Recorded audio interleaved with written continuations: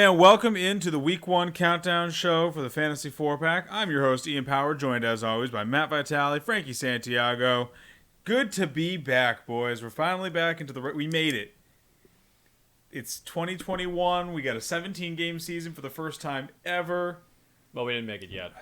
Well, look, we made it back to the season. The season, unless the world ends overnight, we made it back to football, boys. You hear that, world? Don't end overnight. Well, granted, for everyone watching it be today. Yeah. See? We're fine. We got it. I, for one, am thrilled to have the, as I'm sure all of our viewers are as well, to have the football season back. We got a pretty decent slate worth of games, I think, too, for Week 1. So I'm excited to talk my way through this. Before we dive into the slate of games, though, we do have our beer of the week as well as some news to go over. Vital, you want to show off this atrocity you brought onto the show? This is the champagne of beers. Delicious. See, I was shopping around. I saw some fancy cans, some stuff that might be a little more celebratory. But then I was like, why not celebrate with the celebration beer? Like, it's made for it. Frankie, am I next week or are you next week? I'm next week, right? That is you next Can week. you recommend something that's literally just like hops in a can? Yes. I want to make Vitali sad. We have plenty of those.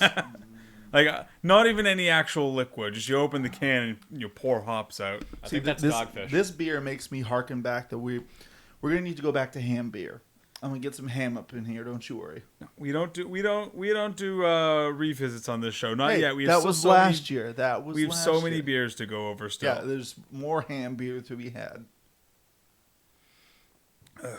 Corn syrup. I thought it was an appropriate beer. Well, you know what? I think it's a lackluster choice, but you know, there's not that much to say about Miller Lite that hasn't already been said. Really taking your words away over there. Yeah, that's it. All right, I got some news to go over before we dive into the main slate here. Some good news, some bad news, some between news. Start with the good news. CEH was a full participant in practice today. I wrote down a lot of bad news after that. I lied. We're starting with mostly bad news. Darnell Mooney, back, limited participant in practice. Jimmy Graham, non-injury DNP. Dak was a full participant, not on the injury report. He's going to be good to go for tomorrow.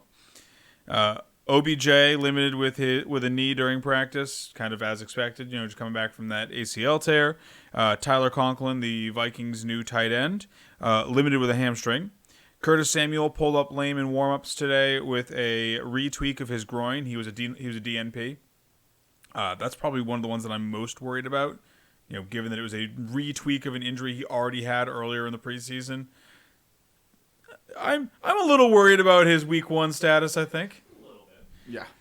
Yeah. Evan Ingram, another guy who is in his Week 1 status is in doubt. His calf injury has not been getting better. Carson Wentz, who we all thought would have a, Week 1 in doubt if he was going to have a Week 1 at all, is back at practice, full go, expected to be completely ready for Week 1. So, as we all expected, nothing to see here. Ramondre Stevenson suffered a dislocated thumb in practice, although he could still play this week. And then on to news that does not matter. Le'Veon Bell was signed by the Ravens, and Latavius Murray was cut by the Saints. The Latavius Murray one could at this moment, it doesn't matter. Depending on what team Latavius Murray goes to, it could be devastating. Like if the Eagles go sign him. I mean, Latavius Murray-wise, right now, there's nothing to report. I'm saying that's big news because everyone out there who was a Tony Jones Jr. truther is now elated that he's it does give a shot in the arm to Tony Jones Jr. I guess we should talk about the Bell signing a little bit because it's easier to say it's not news, but I don't think this takes away from Gus Bus or Tyson Williams at all. Yeah. I view this as just he's a veteran who has played against the Ravens a lot, so he probably understands at least a little bit of their system. and he's just going to be a depth piece to spell the two younger guys. But I mean, Le'Veon Bell's washed, right? Yeah, We're all on the same page I think there. this was mainly a precautionary thing because I mean it kind of sucks when Dobbins goes down, then everyone's like, oh, maybe Justice Hill and Gus Edwards, it's time, and then Justice Hill tears his Achilles. Yeah, no, this is. I mean, they were working on Devonta. I mean, Freeman. it sounded like Tyson Williams was already the second in command ahead of Justice Hill anyway. Oh, but I agree. Their depth chart is very empty. Yeah, they were working on Devonta Freeman too, which I mean, obviously that didn't work out. If they signed. Devonta Freeman looked washed when Le'Veon Bell was still playing. Yeah, it's definitely a precautionary thing. Yeah, for me, the way I look at it is if they didn't sign Bell after Dobbins went down, then they clearly were like, oh, we have a guy who can take Dobbins' spot. Yeah. This was we only have 2 running backs. We need 3 at least. Yeah. So let's go sign a guy who's done the position before, and then went out and signed another guy out of their practice squad, did another no-namer. Sure. I think he was an undrafted rookie or something like that. So they're just filling out their raw depth. It's just people see the name and like, oh, he could be it. They remember Le'Veon Bell from 6 years ago. They're like, oh no! It's like, no. If that Le'Veon Bell was still in the NFL, he wouldn't be on the waiver wire right now. Yep. Like I said, Latavius Murray is the one that I am more interested in. It does give a big bump to Tony Jones Jr., who is now going to see the Latavius Murray role in that offense. He's someone who I would still be holding on your rosters because there are, I'd say, probably 4 or 5 destinations in the NFL that he could go to where he could immediately just either make a splash and either be a contributor or just the starter. I mean, like, if the Ravens pick, I'm thinking just off the top of my head, like Ravens, 49ers, Falcons for sure. Falcons is my number one. The Falcons, Ravens, and 49ers are 3 teams where I'd be very interested in keeping on my roster if he lands in any of those spots because, the 49ers, obviously, they have their injury issues. He could just, fall back asswards into a starting role there, and then he could just take the leading job away from Gus Bus or Mike Davis. So I'd be interested in those 3 spots, and then I know that, the Eagles have said that they are fine with Miles Sanders, but we'll see if that actually holds true. They seem to always be fond of trying to replace him. So yeah, for that one, like if he goes to the Eagles, I'd just toss him because there's so many running backs there. Oh, now. yeah. Like Kenny Gainwell still is. They just drafted him and he's been taking passing work. Miles Sanders is still going to be involved. Like this feels like it's just, if you throw him in there, it just becomes a cesspool of no one. Him going to like the Eagles or the Raiders is just like, do you want no one to have fantasy value? Because that's how you get no one to have fantasy value. Exactly. Also, the Eagles and the Raiders are 2 teams where I wouldn't be shocked if he ends up on them because they both just seem to love collecting running backs, especially old ones. Yeah. That's all the news that I have here today, though, guys. Do you? Oh, I'm sorry. I don't know how I forgot to mention this on here, but Austin Eckler tweaked his hamstring in practice. He was a DNP, although he was still doing work on the sides.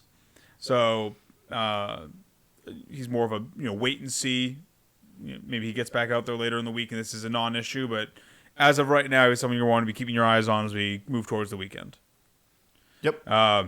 Any other news that I didn't mention that you guys wanted to bring up? Nope, that's it. I know DeAndre Swift is now a full go for this week. He was. I saw that. Yeah, he was in doubt for this week, but then coach came out and said he's full go.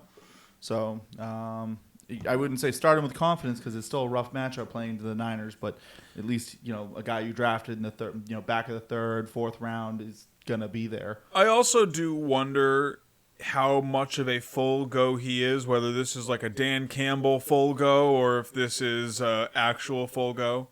Like, Dan Campbell's just staring at him in the locker room like, you're fine, it's just a bruise. It's like slaps him on the back, like, go on, get out there. We will see. I don't know why that's my Dan Campbell voice, but yeah, I don't have too much of high hopes for him, but this is likely going to be a rough matchup regardless of health, but it's definitely a good sign for future performance from Swift. Yeah. Yes, from Swift. I don't know why I said Smith. My brain was like DeAndre Smith. All right, let's go ahead and dive into this main slate here. We are, if you are just joining us now, if you weren't sticking with us through the countdown shows last season, we're breaking down the first half of the matchups today. So we've got 8 matchups that we're going to be going over. We're talking about what we expect from the game, as well as some players to watch, and if there's any interesting DraftKings plays in the games themselves. Starting off with the Thursday night game, Dallas Cowboys at Tampa Bay Buccaneers. The Cowboys are 8.5-point underdogs, which is huge considering that the game has a 51.5-point total. That means that they think that the Cowboys are just going to get shellacked. And honestly, I don't really disagree. Yeah, I was actually talking to Frankie before we started the show up, and I was saying that this game's going to end in one of two ways. An absolute blowout where the Bucs just run away with it, or it's going to get a little close at the end just because the Bucs already pulled away with it, and then the Cowboys just score some garbage time points to even it up a little bit. Garbage time TDs still do matter, though. They do matter. So Frankie, as our resident Eagles fan, you don't have much faith in the Cowboys here? No, actually, I am quite the opposite. People are, looking at the matchup. I mean, obviously the Bucs defense is, really good. Mm-hmm. I believe they were the best against quarterbacks as far as limiting fantasy points last season. They were the best against fantasy running backs last season. They were pretty good against wide receivers. Basically any defensive metric you look at this Bucs defense, they were really good at it, and they returned all their players. Yep. Yeah, I mean, obviously you're gonna have to start your studs, as we like to say here. But I mean, I think everyone says that. But yes, we do say it as well. Yes. I mean, no one's if you're thinking about sitting your Cowboys, don't. You can't. You spent too high of a pick on them. You have to play them. What about I think guys like Michael Gallup? Well, no, Gallup is not he's barely a Cowboy in my mind. No, he's when I say start your Cowboys, I'm talking Dak, Zeke, Amari, CeeDee Lamb. You cannot sit those four guys unless you have an embarrassment of riches. Unless you are drafting in a league of toddlers and you somehow ended up with three other CeeDee Lamb or Amari Cooper comparable receivers. I'm more interested, honestly, in the Buccaneers side of the ball because, honestly, their team has gone. Well, I think they're going to be great, and they're going to. I would definitely take if I'm betting this game, I'd take the 8.5. For the Buccaneers, I think the Buccaneers are going to win by at least 10. I'm not worried about them scoring points, but do you guys have any worry about any of their receiving options? I mean, there's been all this talk about how Antonio Brown's playing like he's 5 years younger. He was getting the lion's share of the targets and everything at the end of last season. Are you guys willing to roll out all three pass catching options in this game, or are you trusting either the running backs or are there any tight ends that you want to take a shot at in this one? I think for me the problem is I just don't know where the points. I mean, with Dallas, you know where the points are going to come from. They're going to come from Amari, CeeDee Lamb, and Zeke, and obviously Dak, the one making all those points happen. With the Bucs offense, it's pretty much like any Tom Brady run offense that we've seen in the past, where it can be the running backs one day, it can be the wide receivers one day. We know Mike Evans does a disappearing act. Sure. I mean, I'm comfortable starting receivers against the Cowboys because our pass defense is atrocious. But looking at this matchup, it's hard to tell if it's going to be a Chris Godwin day, a Mike Evans day. Maybe it's a Gronk day. Yeah, for me, honestly, this is a roll everything out that catches the ball for me. Yep. The only ones I'm even thinking about maybe sitting are Ronald Jones and Leonard Fournette. If you need them, I guess I would roll with Rojo. But honestly, I feel like this is just going to be everybody in this offense who catches a ball is going to be feasting because. We already see the points total is very high, and the points for against is very heavily slanted in the Bucs, which means the very, very sharp people in Vegas believe that the Bucs are going to score points and going to score a lot of them. So, and Dak's been pretty good with not turning the ball over too much. Zeke doesn't really have a fumbling issue, so those points got to come from somewhere. So, I think this is a game where I'd roll out Brady, all three receivers. The only one I'd even be worried about if I was the owner would be Chris Godwin because he was a little banged up this week. Sure. He should be good to go, but if last year showed us anything, AB was starting to trend towards their number one and Brady's favorite target. And if Chris Godwin's already starting the season hurt, I could see Brady just being like, all right, you're hurt again. Yeah. And just going to AB, using Evans as a tight end zone threat, and same thing with Gronk.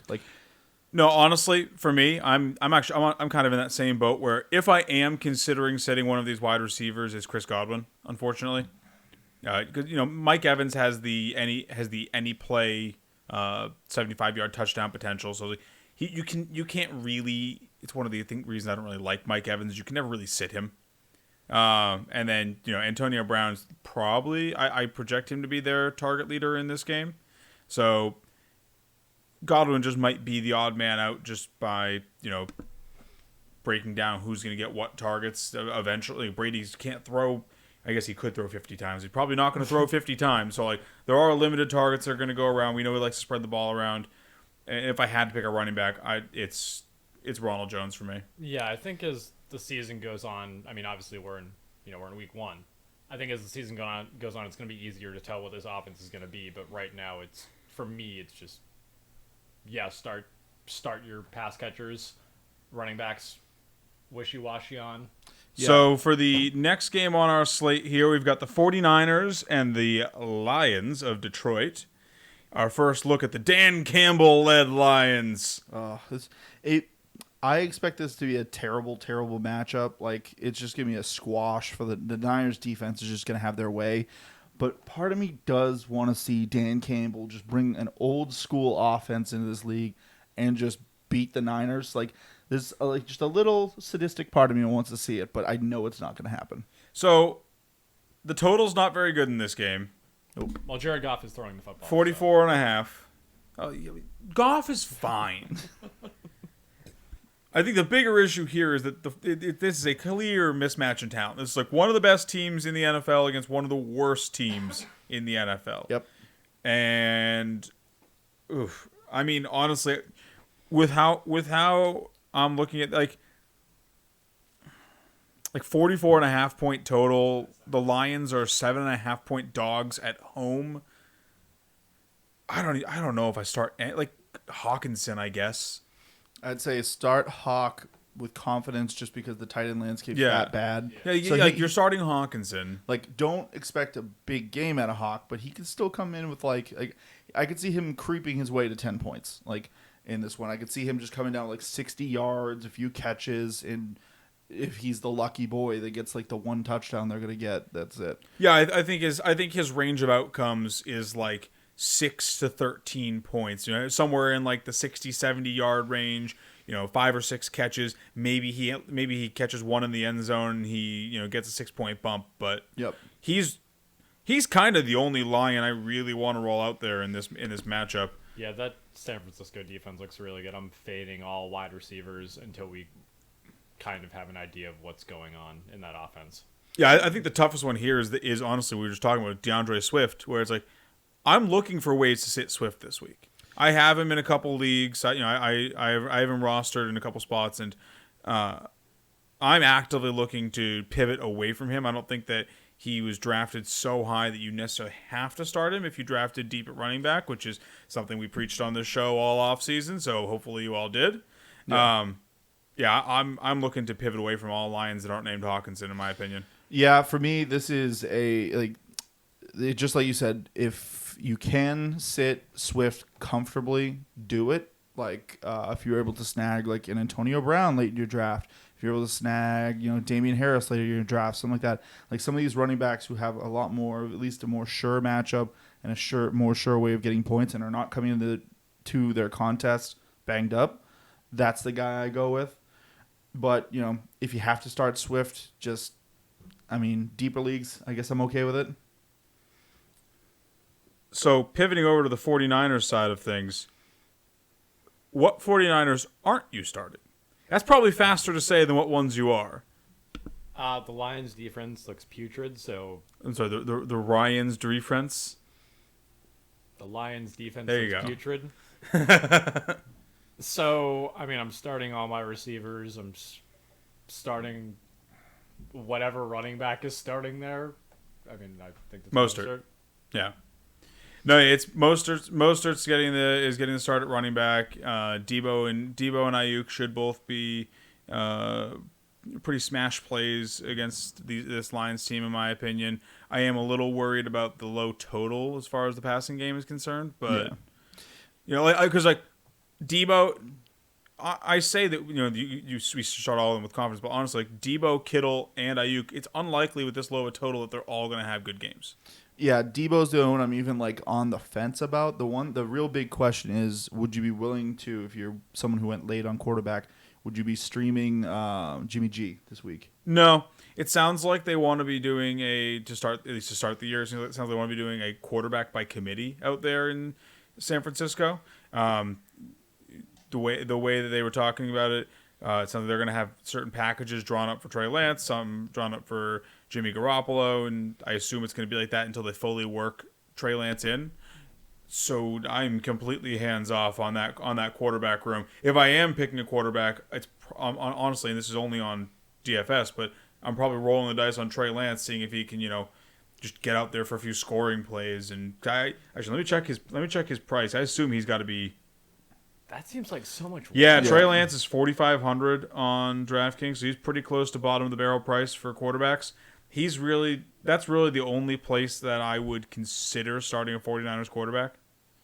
Yeah, I mean, especially if they're doing this committee thing. I mean, great for Lance, basically getting another preseason game against the Lions, but it matters a little bit more. So it's great for him to get his feet wet. But sure, as far as fantasy, I want nothing to do with their quarterbacks. Yeah, no, I think honestly, looking at this game from a DFS perspective, and this kind of surprised me, but I think the only player that I really have any interest in DFS is Mostert. He's at 5,800, which is like very reasonably priced for a talented running back getting to eat the Lions, lunch.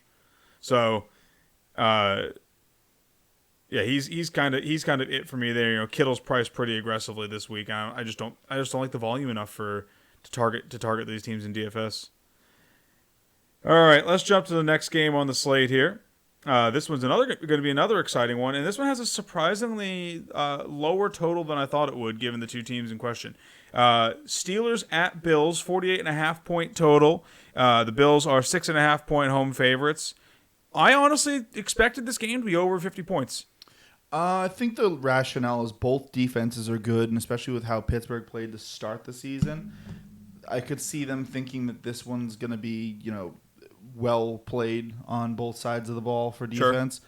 But honestly, I feel like the Steelers that finished the season are closer to what we're dealing with right now, and especially with I haven't heard yet if it's come to a head yet, but TJ Watt, sorry, yep. I said TJ Hawkinson. TJ Watt's in contract talks and might hold out of this game. So that'd be huge, especially if he's not there. I'm leaning Bills already on this one. No problem starting any of the Steelers, but I do think this is a one where I feel like a lot of people are going to be pounding the over. Yeah, I mean these two teams are just so good at shooting out. I mean, we've seen Josh Allen just absolutely sling it. It looks like that offense preparing to pick up where they left off. He and Stephon Diggs had some highlight reel plays in the preseason. The Steelers obviously drafted Najee Harris. They returned their entire wide receiver core. They drafted Pat Freiermuth. Like these teams do not lack for weapons. Yeah. I don't know. This is one where I'm trying to target at least the primary guys in this game in both DFS and redraft. I think that this is going to be a good spot for fantasy because while I do agree they have good defenses, I expect them to score points. I expect both these teams to score fairly freely this week. Yeah. Honestly, I mean, when you look back at it, like the Steelers' defense was amazing, but where they really were beating defenses were up front, and the passing game was what beat the Steelers down the road. So, I mean, especially with an offense that completely retooled and is no longer a running threat and is more of a passing threat, yeah, I think the Bills should be able to just kind of score at will and force the Steelers to just air it out. So, honestly, this is a game. If I'm heavy into DFS, this is the game I'm targeting for getting it both ways. Trying to get some stacks in this one. Stacks. I do agree. This is a if we are pausing to talk about DFS real fast, just general strategies and everything behind that. I agree. This is a great one to run it back with too, because you can stack both these teams really easily, and they both have excellent options on the other side to sort of run it back with their team to try and capture that two-way momentum in this game. Yep. Yeah, that's the thing about good defenses too, is there's the misconception that because they're both good defenses that they're not going to score a lot of points, but good defenses mainly are a trouble in fantasy against struggling offenses, and neither of these guys are struggling offenses. I mean, so we don't know. We don't know the Steelers aren't yet. The Steelers could be. I think that's the only way this game turns into a trap game is if the Steelers are out there and Big Ben looks washed. I think they just have too many weapons. Even like with Big Ben looking washed, it's. I mean, again, this is week one, so we don't know what we're gonna see. That's how it breaks down, though. I'm not saying that's the likely scenario. I'm saying if it breaks down, that's how it does. Bills, these starters are obvious. You don't touch their running backs. You probably don't touch their wide receivers or tight ends. You just start Josh Allen and Stephon Diggs, and that's it. This is a very tight target tree here. Like, you want to start two people. It's kind of weird. It's kind of like the Colts, but a little like you want to start two people on this team, and that's it. Steelers are, I think, are a little more loosey-goosey. Najee and Deontay are instant starts for me. Is there anyone else on the Steelers or the Bills that you guys are looking at before we move on to the next matchup? I have confidence in Claypool in this one. Just because they're going to need to score touchdowns, they're going to have to rely on him to get the ball down the field. And especially if Deontay's drawing top coverage, I could see Claypool working his way into this one. No real interest in Juju. Like, I wouldn't even... we need to see what's going on with Juju because he had such a strange offseason with him only signing like a 1 year, basically trying to leave, then having to come crawling back to the Steelers. I understand he's on a prove-it contract, but I don't know if the Steelers want to help him prove it. Yeah, I wouldn't say I'm confident starting Claypool, but like if I need a flex option and he's there, I'm fine with it just because I agree. I think that they can't just throw the ball to Deontay only the entire time, so they're going to need to throw somewhere else. And, Ben does take those shots down the field, and he's going to be probably the main benefactor of that. Yeah, and like as we've seen before, I mean, the Steelers, they support two wide receivers very easily. So if Deontay can take that alpha role and Chase Claypool can be the Juju Smith-Schuster of old. So I think the big thing for me is that I'd be worried that Claypool's going to get Tre'Davious White. And if Claypool gets Tre'Davious White, I don't want to touch him. Because looking at the projected matchups, he is most likely going to be lining up against White. They expect Deontay Johnson to be getting Levi Wallace, who isn't bad, but he's no Tre'Davious White. Yeah. So like if depending on who draws him, whether it's Juju or Claypool, it really affects whether if I want to go anywhere near Claypool or not this week. Fair. All right, let's jump to the next matchup here. If my tablet wants to load the next matchup. Here we go. Seahawks at Colts. Seahawks at Colts. Finally, a tighter spread. 2.5 point spread on this one. 50-point total. Honestly, for two teams that really want to run the football, that's a high total. I think this one's mainly built into the Colts have a bit better of an offense, and the Seahawks are always open up hot. So they do, but we've heard all offseason the Seahawks that want to, get back to hard-nosed, grinding the football, run it forward 80 times. And that's already how the Colts played. Plus, I mean, the Seahawks defense obviously it's not the Legion of Boom anymore, but they still have a good defense, and the Colts had a great defense last season. Like, I'd probably take the under in this game, honestly. Yeah, I don't think that there's going to be a lot of scoring here, to be honest. I mean, we know, we want to say, early season Russ, he cooks, and he kind of fades off. But the Colts defense looked really good last year. And, yeah, their offense got better.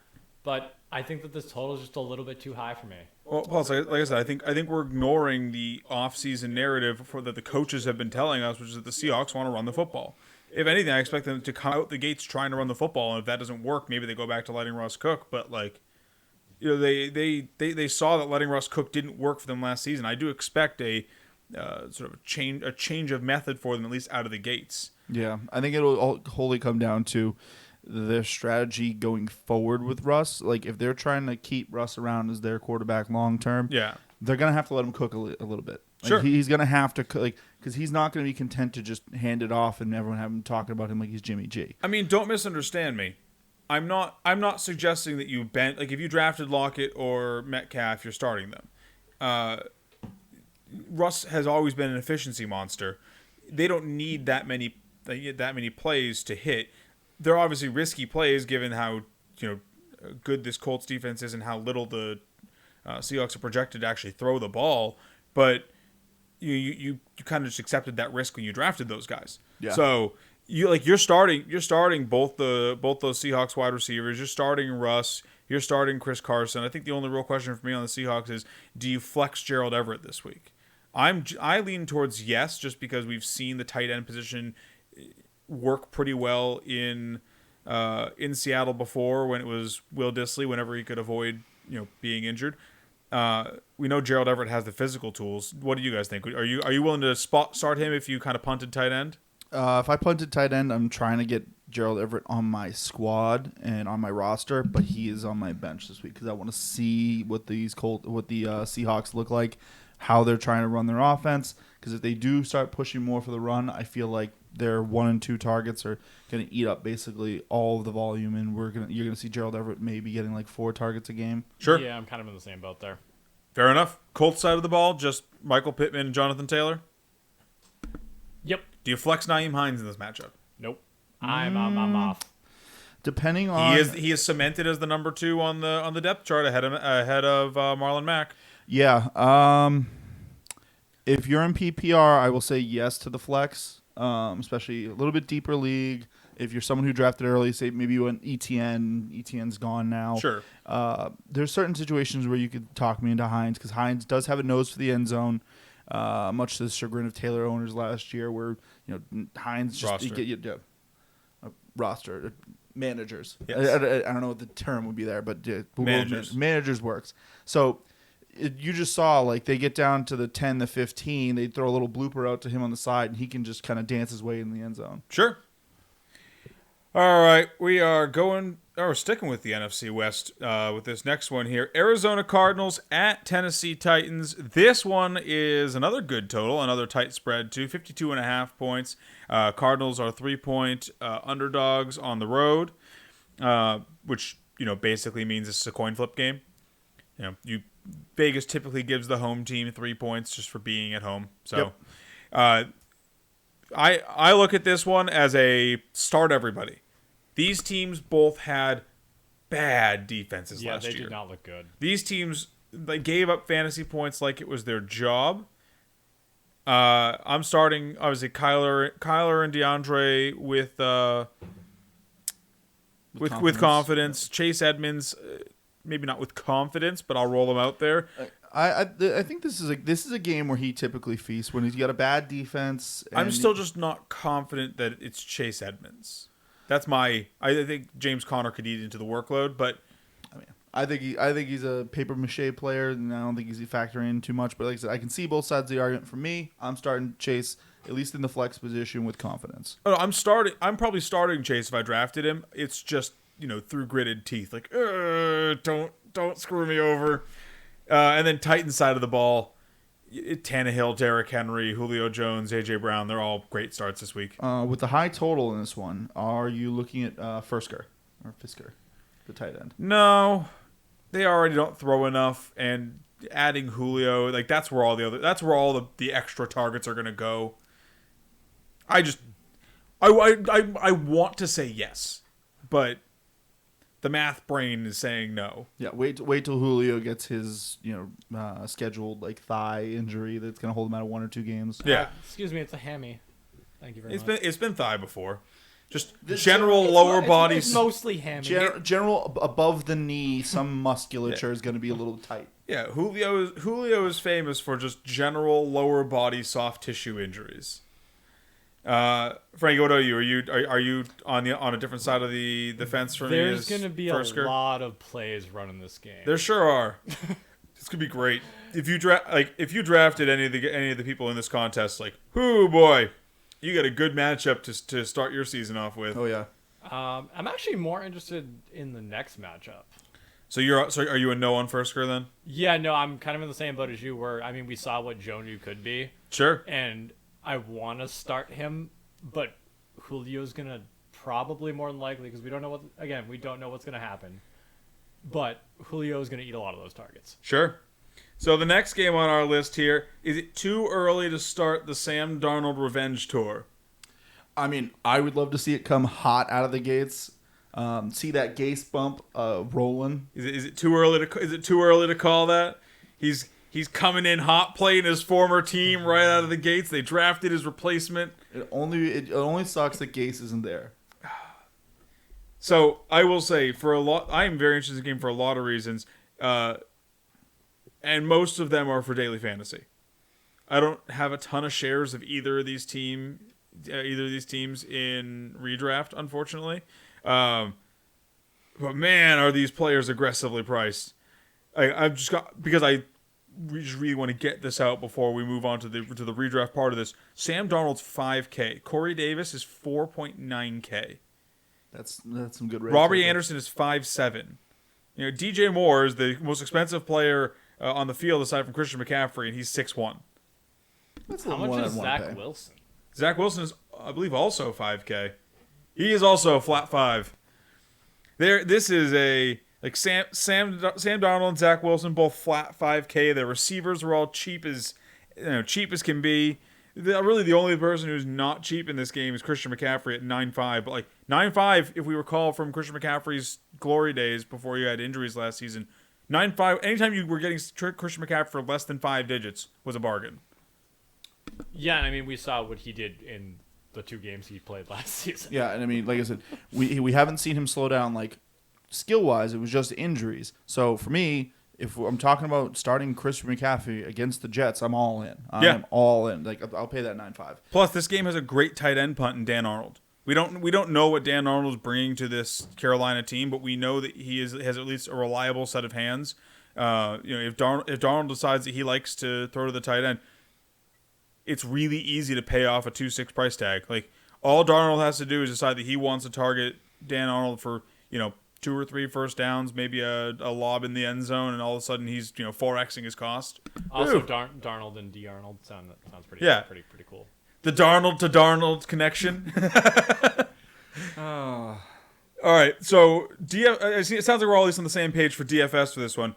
When it comes to redraft, what are you guys doing with this matchup? Jets.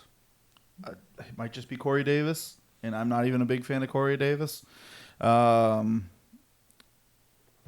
side of the ball for me, DJ, Robbie, they're both fine. CMC, obviously. I don't think I'm rolling any of these quarterbacks out there. Not yet, at least. I got to see what both of them can do. Yeah, I kind of want to roll out Sam Darnold if I'm streaming quarterback. I mean, this would be the team to stream him against. Because, I mean, I've never thought Sam Darnold was terrible. And, I mean, it's the Jets. I mean, I know we like to laugh at the Jets. But they've recently. They're terrible. Historically, recently. They're still rebuilding. They've never had a good defense. They're pointing the right direction. But Frankie, you can just say, always bad. Yeah. The Jets have been bad since they won their one and only Super Bowl.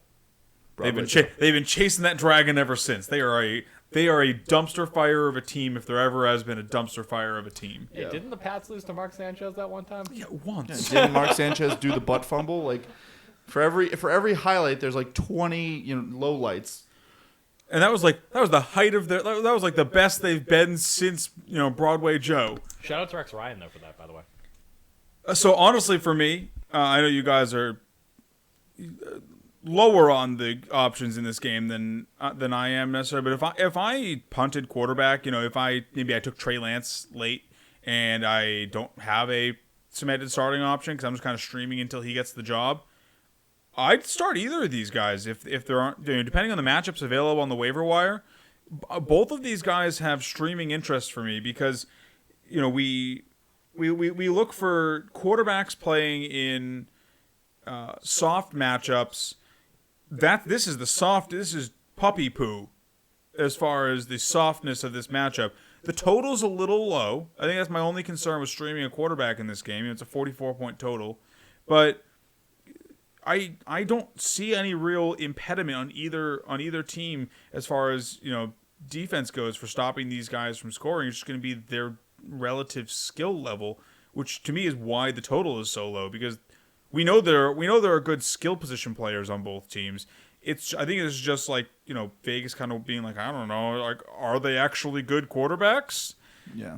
And if they both come out and look fine, like this could easily be a decent scoring matchup. Yeah. So I'm fine rolling out. I'd probably rather roll out Zach Wilson than Sam Darnold, just because I could see Christian McCaffrey scoring the majority of the of the Panthers' points, and if he scores them without catching a ball from Darnold to do it, that doesn't help Darnold at all. Whereas the Jets don't have a running back to speak of. Their best running back's Tevin Coleman. Yeah. So I'd probably start him over Darnold, but that's. I mean, also the Panthers, against the run have not looked terrible lately. I mean, they've looked okay. Their pass defense is what really is just terrible. Yeah. So. Yeah, like I said, I think. Now that I'm looking at it, Zach Wilson's really not a bad start either. I mean, he's looked good. Well, that's what I'm saying. Yeah.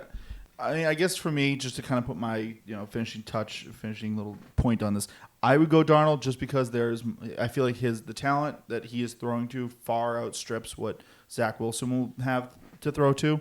Like, yes, CMC could eat up all the points, but we know CMC does a lot of work out of the backfield, sure, catching passes. So I mean, he is the wide receiver one for that team. Yes. So I mean, Darnold could just throw a bunch of little bloopers out there to let him run it in. So no, I'm fine. That's why I said I'm fine starting either of them. I agree.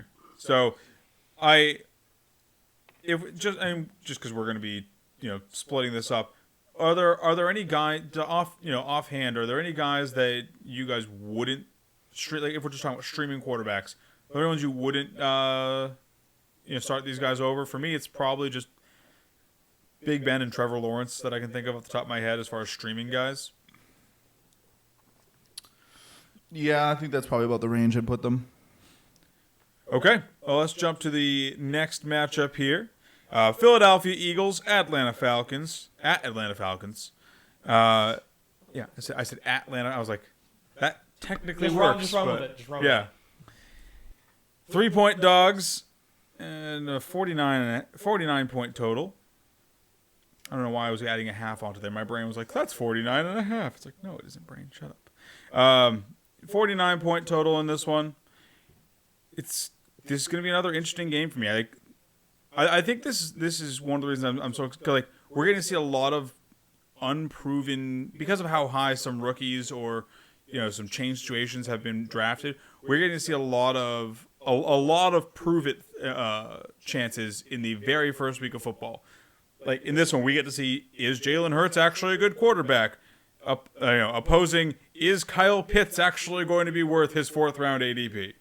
Yeah. It helps that both of their defenses are pretty atrocious. The Eagles are pretty good up front. I would say as far as passing goes, I mean, we're going to get to see, is Mike Davis actually a good running back? No. Next question. Yeah, like we also get to see. Oh, that was rhetorical. Sorry. Devonta Smith.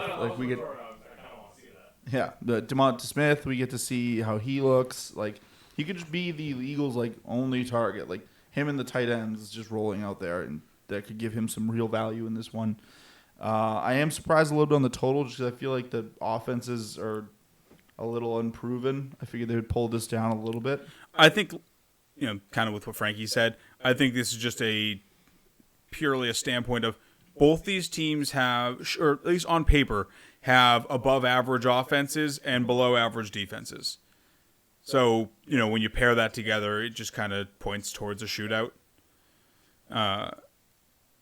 Eagles side of the ball, I'm starting Jalen Hurts if I drafted him. I'm starting Devonta Smith. Are you guys starting Miles Sanders or any other Eagles in this game?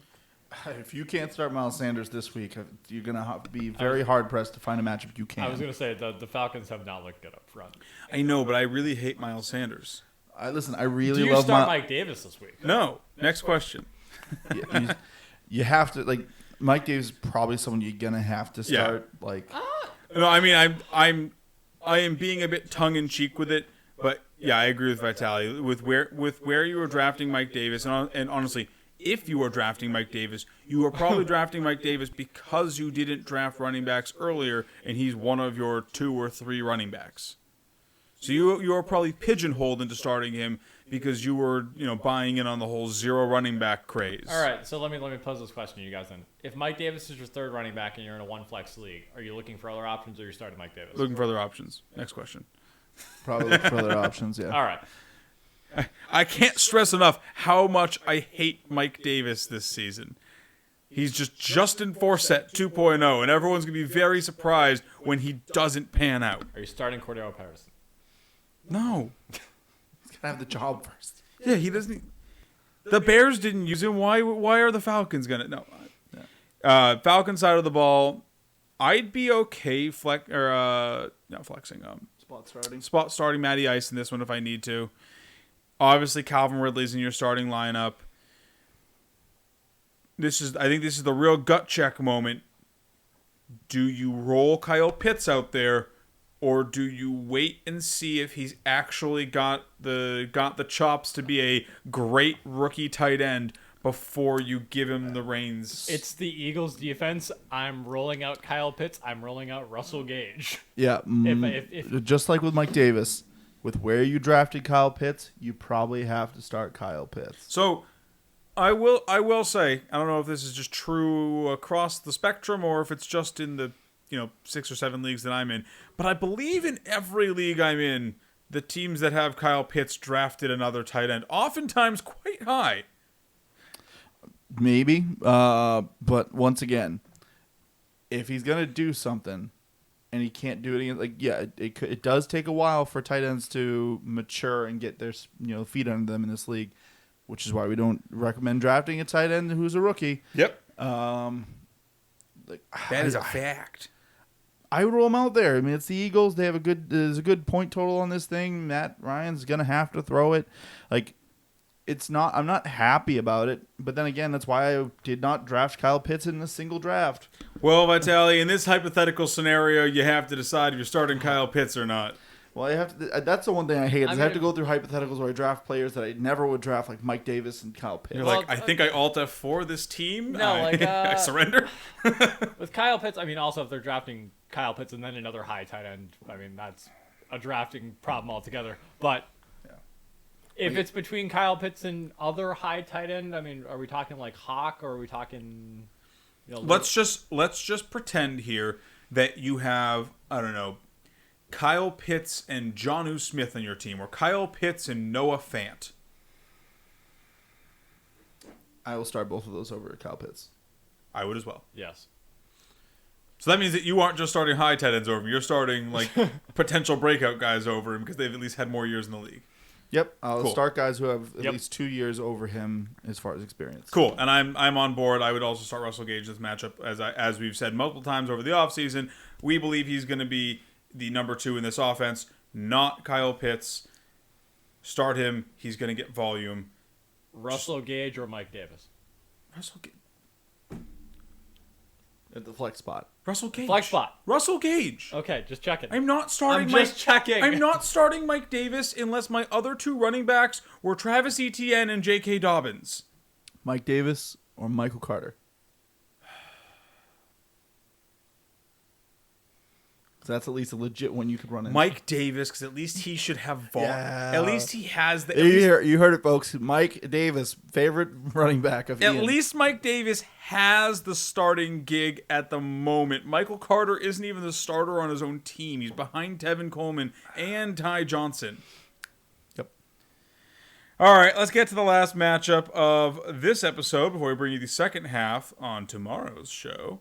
Los Angeles Chargers, Washington football team. Will they ever get a name? That's not what we're discussing here today. No, they won't. They're down to 3. They're down to 3. Yeah, they're down to 3 after a year and a half of deliberating. I could have picked a name in 3 minutes. Complete sidebar. What are the 3?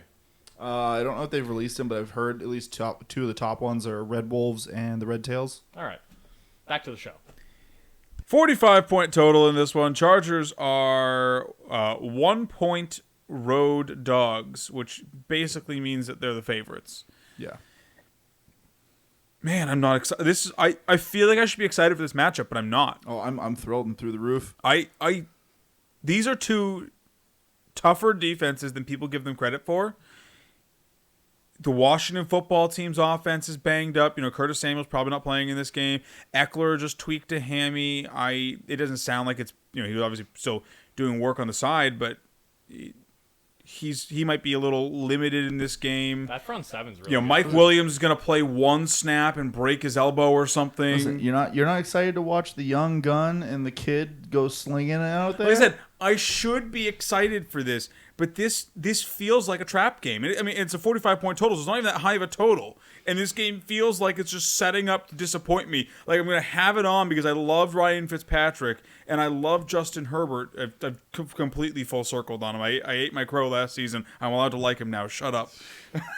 But I love both these quarterbacks, and I love so many of the players, like Terry McLaurin, for all of my not drafting him because I believe he's being drafted at his ceiling. I do love the player. You know, Keenan Allen's great. He's helped my fantasy team out many times over the years. I love Austin Eckler. Like, there's so many players that I love on these teams. I just feel like this matchup's going to break my heart. I think for me, depends on what Eckler happens with him, but I think this is a start your studs matchup. Don't get cute with it.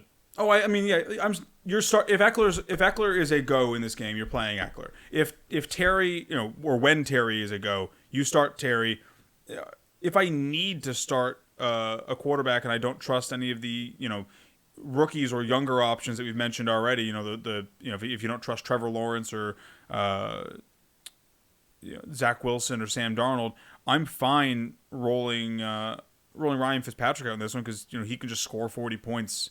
If he's on, he's on. So it's it's just this matchup's just so, for as sexy as this matchup is, it's so unsexy. No, like I said, I am not listening to everything. I'm not listening to Vegas. This is 100% just like sports comedy movie in my brain of just clips of them going back and forth where it's just Fitzmagic and then Herbert going back and forth slinging the ball. Every time you see someone catch it, it's like a shotgun going off. Sure. Like this one's just like the score is just going to be ticking up. This is how my brain is just seeing it. So I'm just willing this into existence. That's fair.